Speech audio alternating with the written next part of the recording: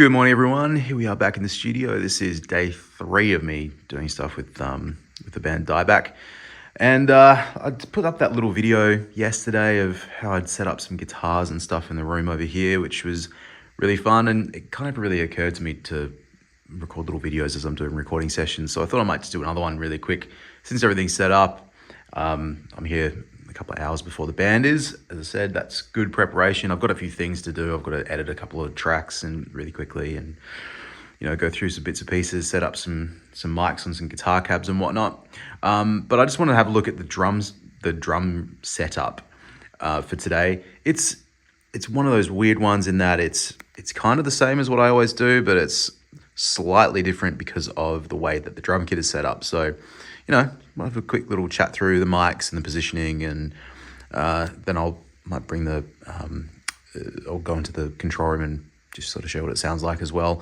Maybe not just through the phone camera mic. So let's start with the old kicker. We'll start with the fact that it is, I believe, a Gretsch Renown kit.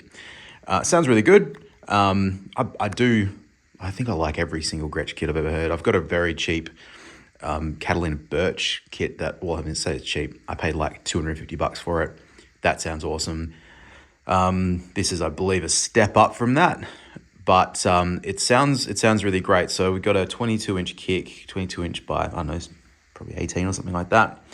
I've got a couple of mics on it, as I normally do. So on the inside, I've got an EV RE320, and on the outside, I've got an AKG D12, which I haven't used the D12 for a little bit. I've actually been favoring, I've got it up here, but I kind of forgot to set it up. I've been favoring this United Audio, was it called United Audio?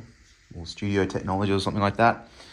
FET 47 clone, or was UT 47 FET, something like that. But I actually used the D12 for a project a few weeks ago, and it was on the stand. I thought, I'll just see what it sounds like on this kit. And it sounds great, which shouldn't really come as a surprise to anybody because they are a very standard studio mic.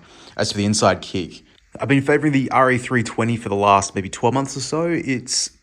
I'm not quite sure how to describe it. I've got a lot of options here to choose from, like Audix D6, AKG D112, the Sennheiser E602, which I like a lot, and the 901, the plate mic, that sounds really good as well.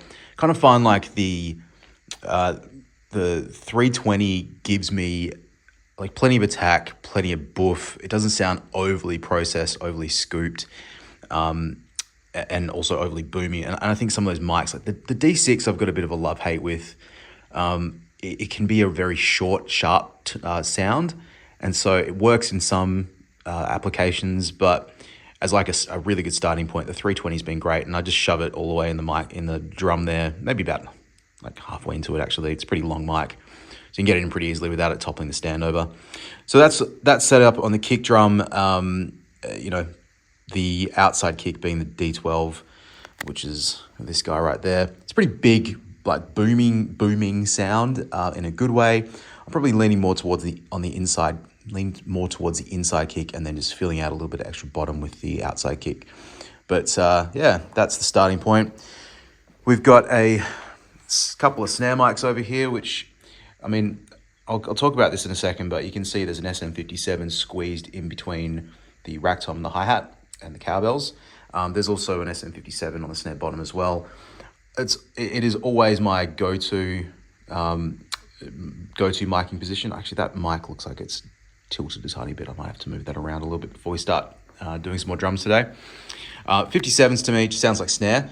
I've tried so many other options, and more expensive mics, less expensive mics, fancier technology mics, but the 57 just sounds the way I want it to. But yeah, 57 top and bottom, that's a go-to for me. Just moving on to the toms really quick, I want to point out just the way this drum kit's set up, which the toms are quite high and they're quite large.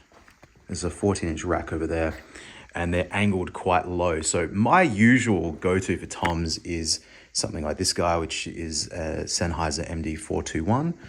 And I love that, but in a setup like this, it's just very difficult, it would be very difficult to get that mic in a position where it's going to avoid all of the cymbals, like the back of the mic cable here avoids all the cymbals, and avoids a straight drumstick hit. So what I went with I haven't used them for a while, but I sometimes use them upstairs, but we're just using the Audix D2 and D4 mics on the two rack toms, the first two rack toms, just because like you can get the positioning in a lot more. They can clear the cymbals. They're maybe a slightly more inexpensive, or less expensive mic than the 421. I usually don't clip them on. I've got the clips there handy for other purposes, but I felt in this setup, to get the position correct without all hell breaking loose, that was like the easiest option. So I've just sort of done that. And on the big rack tom over there, I've just got a D6, just because I found the tonal difference between the two Audix mics on these two toms. I originally had actually had one of these Beta 56 on that tom, because I've only got these two Audix ones. I found the tonal difference to be quite different. Like once I got to the Beta 56 on that 14-inch tom, it just didn't really have a lot of weight to it. So I swapped it for the D6, and that sounded pretty good. And then so I have to go and show you on the other side, but I do have a 421 on the what is it, a 16-inch floor tom? Yeah, something like that over there. Just very, very quickly, you can see there's a little bit of dampening on the toms, but not heaps. I usually just favor like a little bit of rolled up, like gaffer tape at the top of the snare. That sort of works okay. Just takes a little bit of the length of the ring off, particularly on the snare drum, while still leaving it with lots of crack. Similar stuff with the toms. The tuning on the toms, particularly on that big old rack tom over there, which is, I think it's a Yamaha tom. It's not the one that matches this kit directly, but it was very difficult to get that one to match up. So required a bit of tuning and dampening, but this is just all what happens when you miking drum kits. I've got a Neumann KM184 over here on the hi-hats, and there is a SE, SE8, I think it is, on the ride over there, which we lost. I think it was the KM85.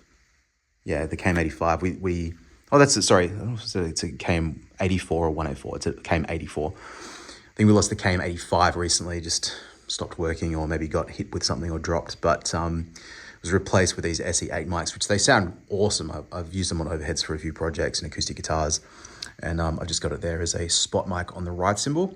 We've got this 421 here for cowbell because, cowbell's very important. Overhead mics, I'm using the Coles 4038s, which has been my go-to overhead mics for the last little while. I just want to talk about these very quickly. Firstly, I like these because they are not super harsh sound. If you've got like really bright cymbals, they tend to mellow it out pretty well. They're ribbon mics. They, you have to be kind of careful with how you set them up, just because, you don't want to damage the ribbon because they're quite expensive.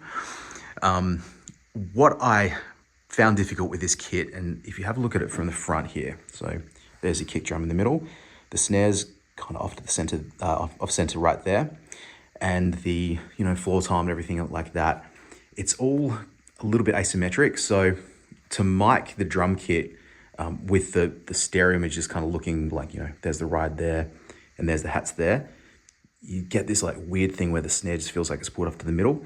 When I set overhead mics, both distant and levels, like distance from something or the levels, I try and make sure that the snare is like peaking around the same in both the left and right, which just helps to bring the snare to the middle of the stereo image, and it gives you like a center point by which to balance the rest of the kit around. Can't really do that on drum kit set up like this because, as I said, the snare is like so far off to the right there. So just in setting these mics up, I changed the center point a little bit. So rather than the image of it like looking down the guts like that from the kick drum being in the middle, kind of tilted it about this way. So realistically, you've got the kick drum and the snare drum sort of in the middle of the image. And what that allowed me to do was place the two overhead mics in a way that still gave me like stereo coverage, making sure that when he hits the crash on one side, you hear it on one side, and when he hits the crash on the other side, you hear it on the other side. And that kind of worked out pretty well. The overheads are a little higher than what I would typically have them on a drum kit setup.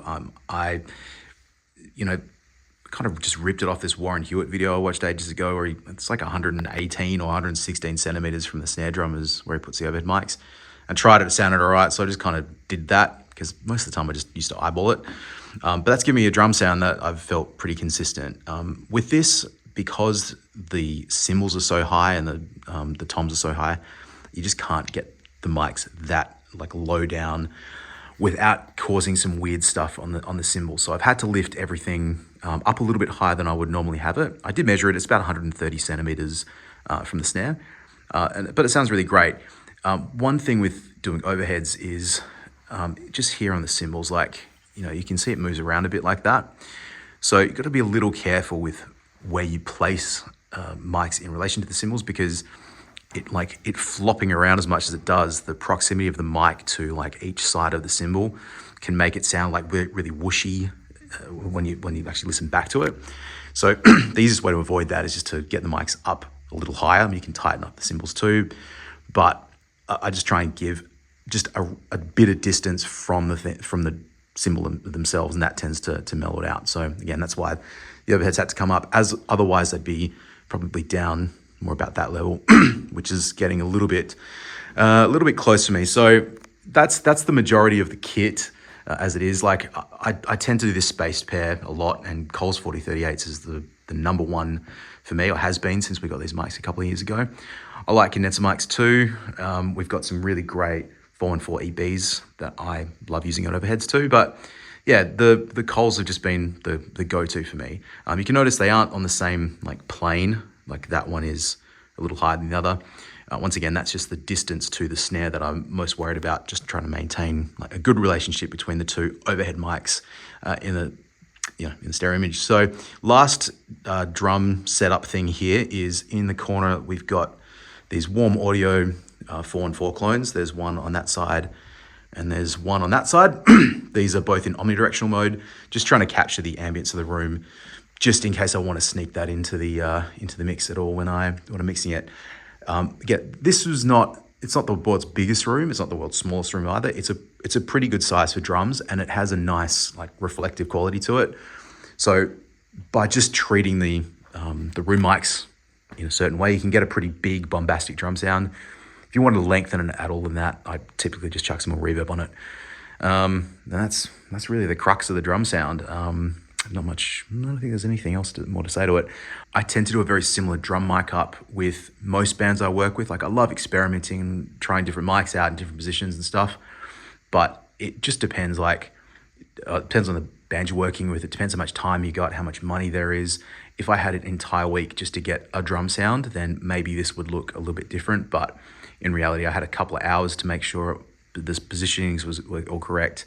The tuning of the drums was all correct. So you just have to work with some amount of compromise. And at least for me, what I'll do is chuck it up, what I am used to, what I know is going to work. And if something sounds a bit jank after that, I might change a mic out, change the positioning, and hopefully it doesn't take too long from doing that.